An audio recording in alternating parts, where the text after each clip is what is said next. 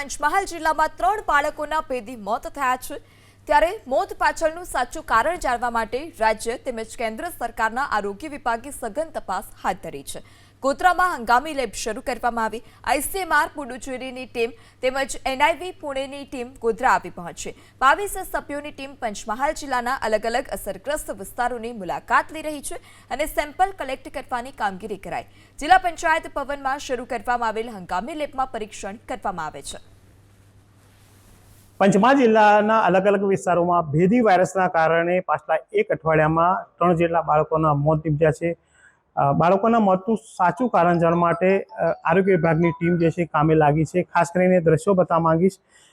હાલ જે આપ દ્રશ્યો જોઈ રહ્યા છો, જિલ્લા પંચાયત ભવન ખાતે હંગામી લેબ શરૂ કરવામાં આવી છે।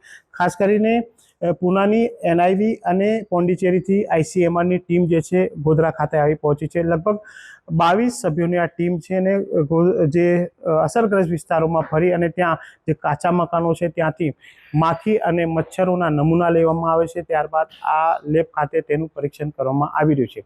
કુલ મળીને કહી શકાય કે જે રીતના ગત વર્ષે ચાંદીપુરમ વાયરસના કારણે 7 જેટલા બાળકોના મોત નીપજ્યા હતા, ત્યારે હાલ ફરી એકવાર ભેદી વાયરસના કારણે ગોધરા સહિત આસપાસના વિસ્તારોમાં 3 જેટલા બાળકોના મોત નીપજ્યા છે। ત્યારે આ બાળકોના મોતનું સાચું કારણ જાણવા માટે આરોગ્ય વિભાગ દ્વારા કવાયત હાથ ધરવામાં આવી રહી છે। હનીફ ભગત, એબીપી અસ્મિતા, ગોધરા, પંચમહાલ। જે ફીવર સર્વેલન્સ છે એ ફિલ્ડ લેવલે રેગ્યુલર કરવામાં આવેલું છે અને ખાસ કરીને 15 વર્ષથી નાની ઉંમરના બાળકો જે છે કે જેને તાવ આવે છે તેવા બાળકો ઉપર ખાસ ધ્યાન રાખવામાં આવ્યું છે।